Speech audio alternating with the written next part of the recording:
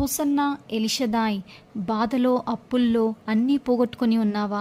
చెడు స్నేహంతో నష్టపోయి త్రాగుడుకు బానిసయి ఆరోగ్యం పోగొట్టుకొని నీ జీవితాన్ని నీ చేతులారా నాశనం చేసుకున్నా అని బ్రతకటం నచ్చడం లేదా? మరణపడకలో ఉన్నావేమో, నీ జీవితం నీ చెయ్యి దాటిపోయిందేమో, కానీ నీ నాసికములలో దేవుడు ఊదిన జీవవాయువు ఇంకా ఉంది. నీ స్టోరీ అయిపోలేదు. ఓడిపోయిన నీ జీవితాన్ని యేసయ్య చేతిలో పెట్టు.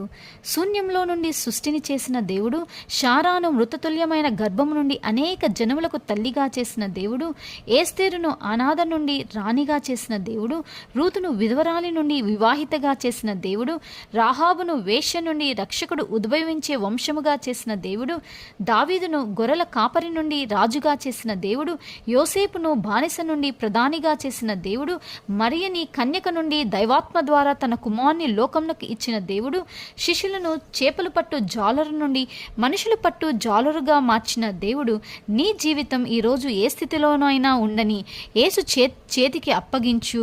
నీ జీవితం మారిపోతుంది. నీ నాసికా రంధ్రములలో జీవవాయువు ఊదింది దేవుడు. ఆదికాండం 2:7 దేవుడైన యెహోవా నేల మంటితో నరుణ్ణి నిర్మించి వాని నాసికా రంధ్రములలో జీవవాయువును ఊదగా నరుడు జీవాత్మ ఆయను.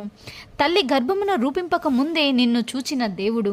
ఇర్మియా 1:5 గర్భములో నేను నిన్ను రూపింపక మునపే నిన్నెరిగి తిని, భూమికి పునాది వేయక మునపే నిన్ను ఎరిగినవాడు దేవుడు.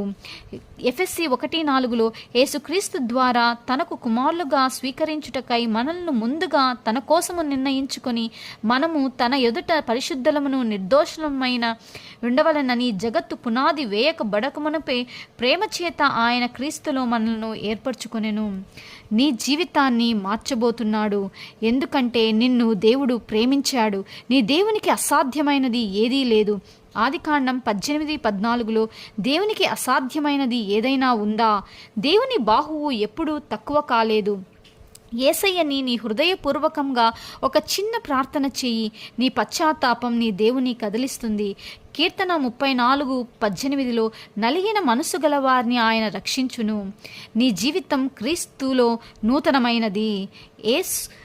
కాగా ఎవడైనను క్రీస్తునందు ఉన్న ఎడల వాడు నూతన సృష్టి, బాతవి గతించెను, ఇదిగో క్రొత్తవాయను. 2 కొరింథీ 5:17 యేసు నామములో దేవుడు మిమ్మల్ని సమాధానముతో ఆశీర్వదించునుగాక.